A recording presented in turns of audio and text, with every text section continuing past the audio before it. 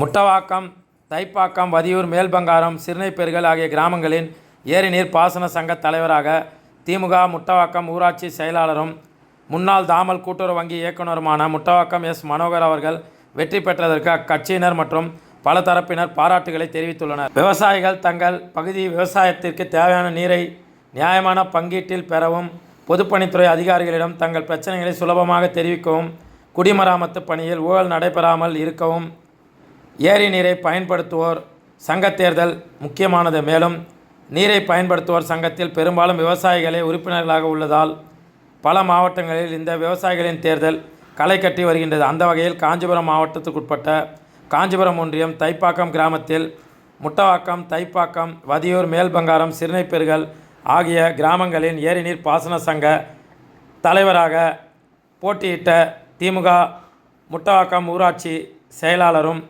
தாமல் முன்னாள் கூட்டுறவு வங்கி இயக்குநருமான முட்டவாக்கம் எஸ். மனோகரன் அவர்களுக்கு வெற்றி பெற்றதற்கு பலர் பாராட்டுகளை தெரிவித்துள்ளனர். மேலும் திமுக கட்சி நிர்வாகிகள், சமூக ஆர்வலர்கள், பொதுமக்கள் தொடர் பாராட்டுகளை குவித்த வண்ணம் உள்ளனர்.